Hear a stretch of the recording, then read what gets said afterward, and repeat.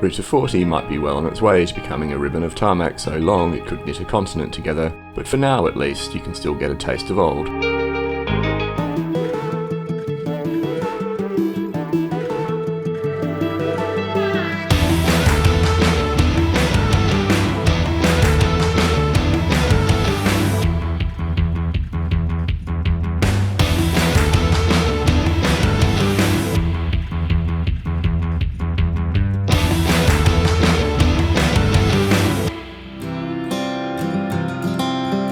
In this episode, it's goodbye to the mini resort town of Caviahue as I take a long roll back down the hill to rejoin Ruta 40 and tarmac, which will ultimately carry me to another out-of-season ski resort, Las Leñas. Before leaving town, however, there's one final attraction, and yes, at long last, another excuse for more slow-mo waterfall action. Here, the Rio Argio slices through a dense thicket of monkey puzzle trees, creating a landscape so aggressively picturesque it looks like a preloaded desktop wallpaper.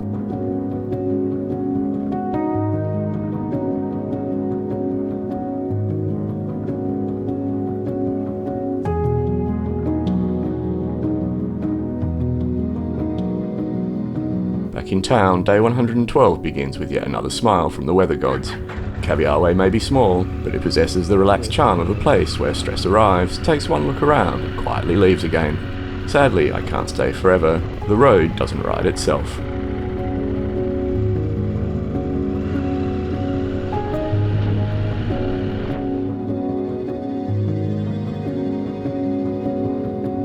Today's plan is simple in theory: reconnect with Ruta 40 and continue north.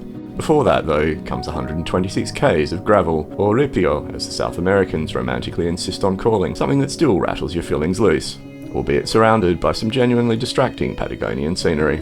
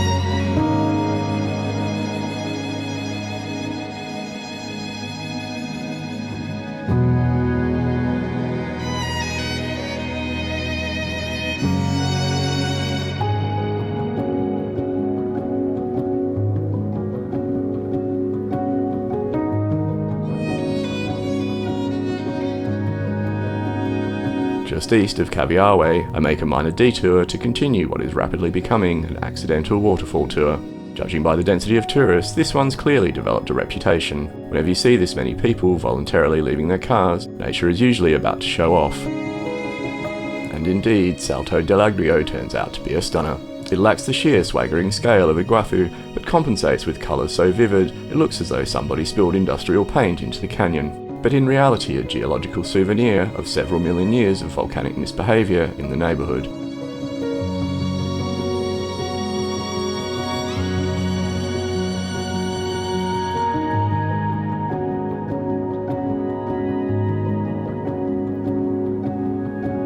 With 280 k's ahead of me today, and much of it gravel, lingering is not an option. I'm hoping that most of these tourists are sensibly staying in Caviahue rather than attempting the 100 odd kilometres back to Ruta 40.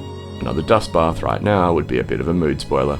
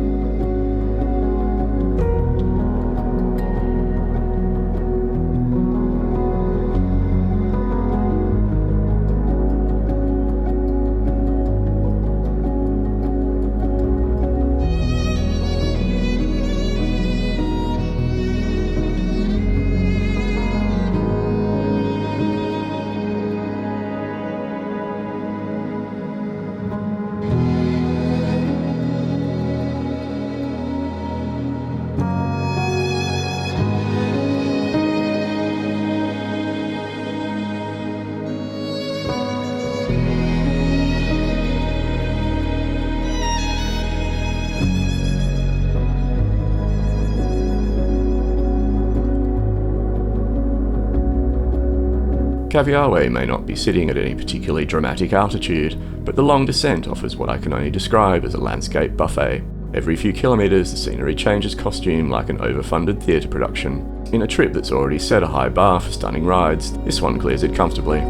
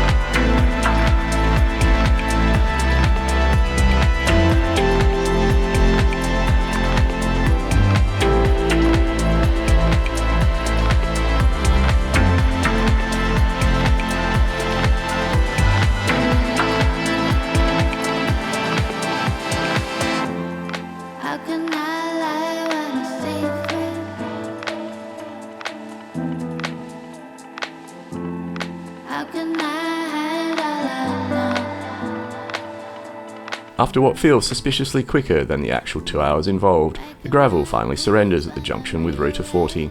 I'm relieved to escape the bumps, but also unexpectedly a little wistful. A small romantic part of me is genuinely sorry to leave such a magnificent wilderness behind. From here it's another 120 k's to the tiny settlement of Buta Ranquil, which will serve as tonight's strategic foxhole.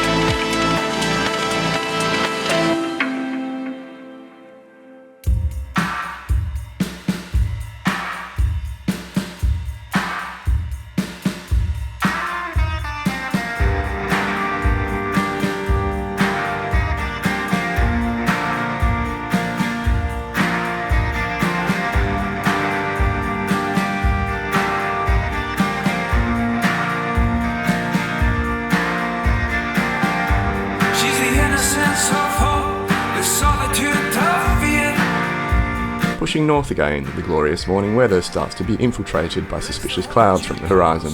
It raises the prospect that I might be about to experience my first drop of rain since leaving Bolivia, and the shock at just how long ago that feels.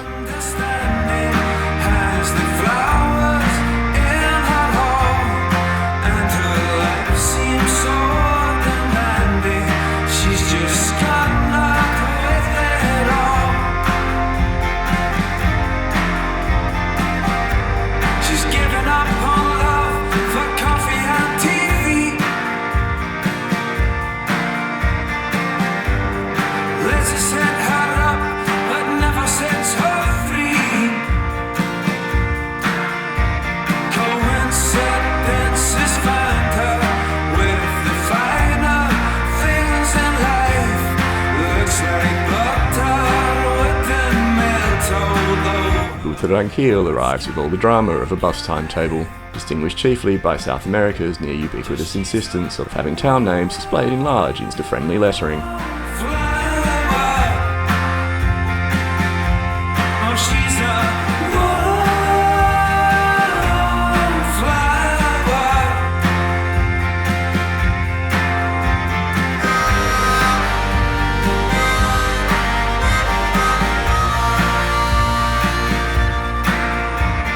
Day 113, and Buta Ranquil, or more specifically the Hotel Portel del Norte, proves the eternal truth that luxury is entirely secondary to hospitality. It's neither grand nor flashy, but friendly and comfortable in the way that matters, which is always. Ahead lies 246 k's of Ruta 40, including 80 odd of Argentina's finest ripio.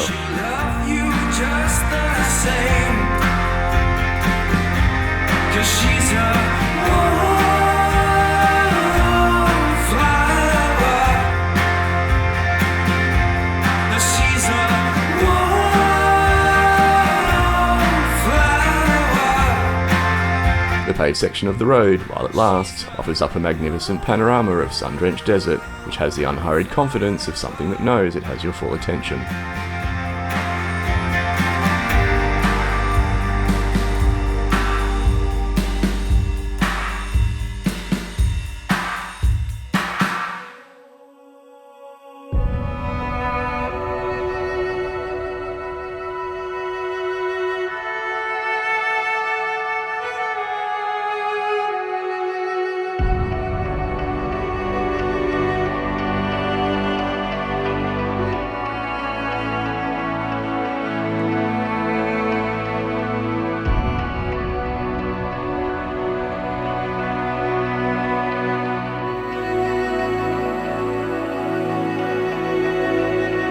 Rio Barrancas marks the border between Neuquén and Mendoza provinces, and the old bridge is a gentle reminder of how quickly Ruta 40 is changing.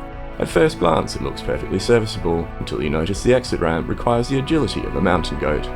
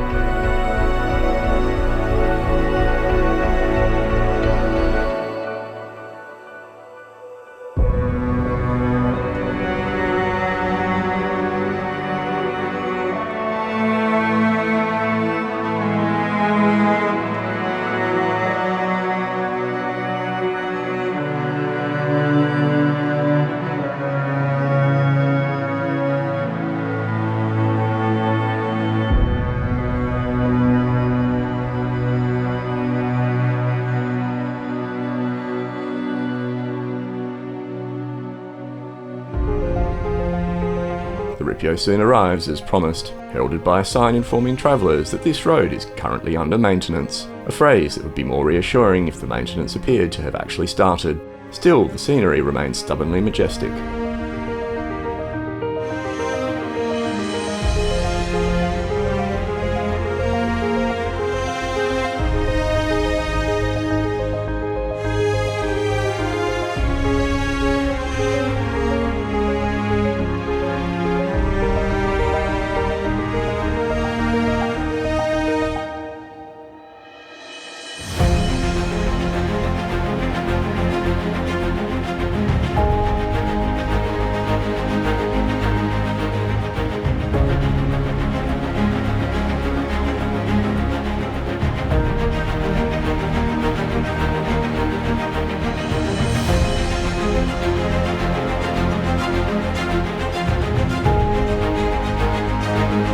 ground level, the landscape opens into the remnants of a vast lava field. It's a reminder that this may look like simple desert, but the earth has form here and is by no means done making its point.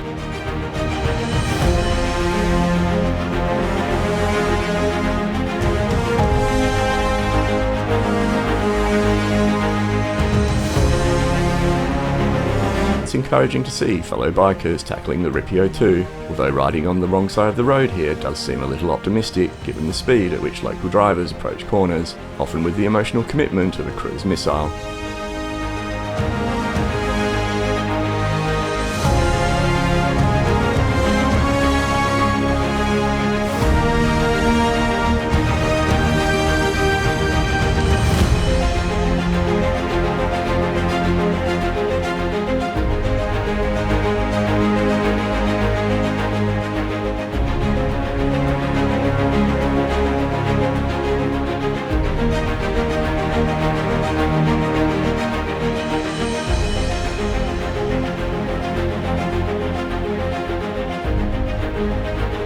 A bizarre collection of volcanic rock formations, complete with the inevitable roadside shrine, provides the perfect excuse to kill the engine and admire a canyon carved out by another body of water bold enough to call itself Rio Grande.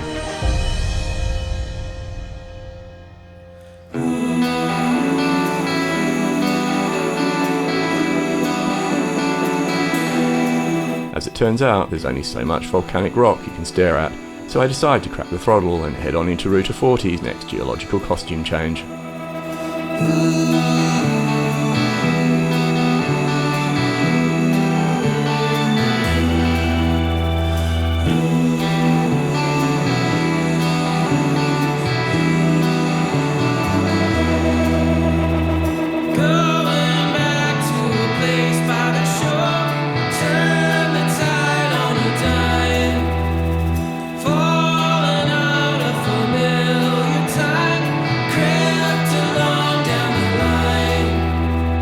Tarmac returns without warning, the way good news sometimes does, and despite a few lingering patches of so-called maintenance, it appears this civilized surface intends to stick around from now on.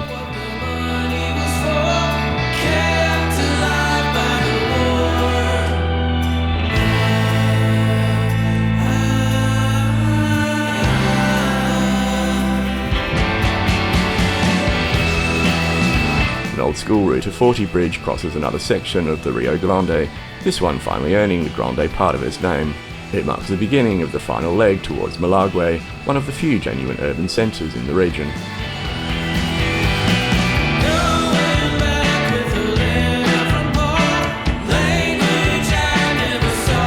This thought is briefly interrupted by a short patch of ripio, which for a moment suggests that Ruta 40 still has surprises in reserve.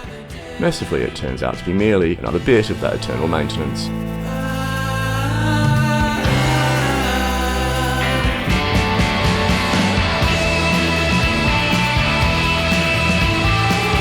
Pavement soon returns for good and is accompanied by altitude and glorious sweeping curves. It feels like a lavish reward for all the dust and vibration I've endured since breakfast.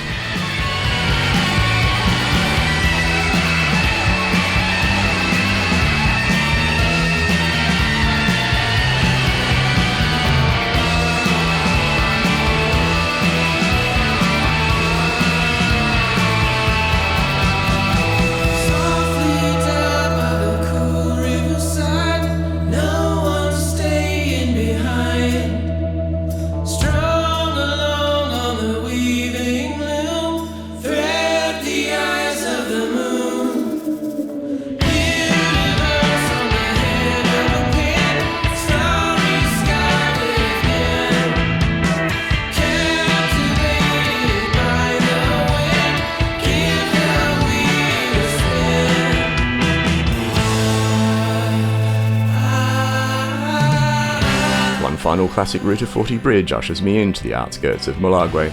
Compared with the sleepy little resort towns of recent days, this place feels almost metropolitan, though that may simply be the shock of seeing more than 3 shops in one place.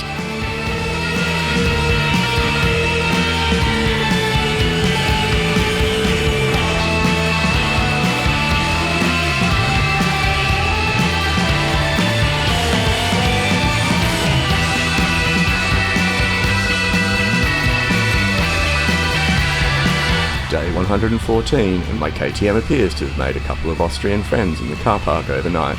Today I'm heading back into the mountains towards Las Leñas, another ski resort currently enjoying its summer hibernation. The short 77k ride should be over in the blink of an eye, although those eyes will be treated to plenty of visual candy along the way.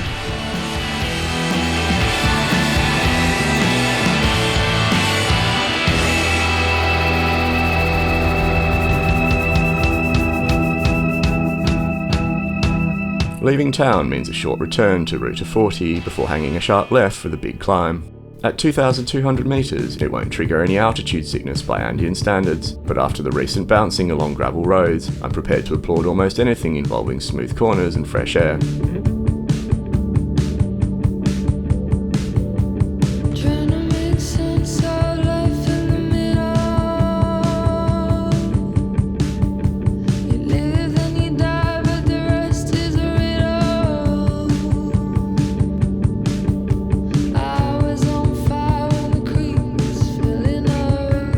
First stop is an impressive lava flow intersecting with the Rio Salado, another reminder that this landscape was assembled by forces with anger management issues.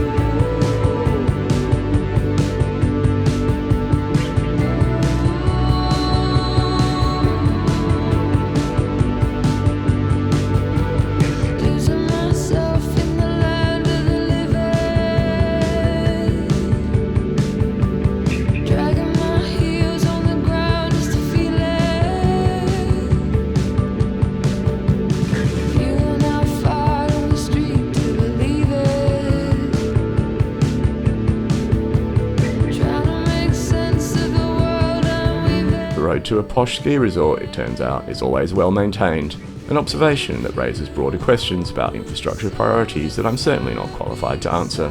What I can say is the tarmac is superb, the curves are generous, and the mountains provide the kind of colour in summer that brochures photograph in winter and underrepresent.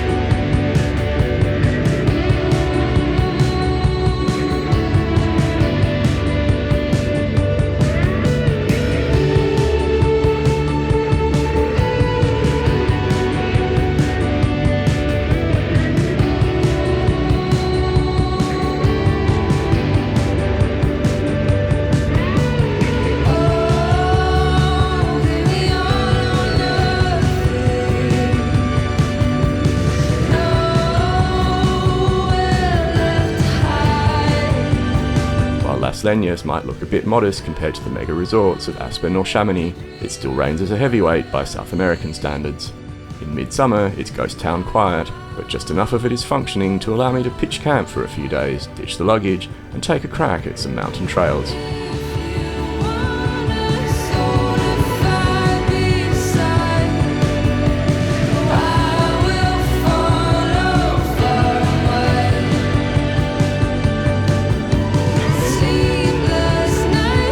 An apartment in the Cirrus complex for the next few nights. Quite why I felt compelled to navigate around the rear of the building first remains a mystery, but at least I'm now uniquely qualified to give a comprehensive review of its architecture from all four sides.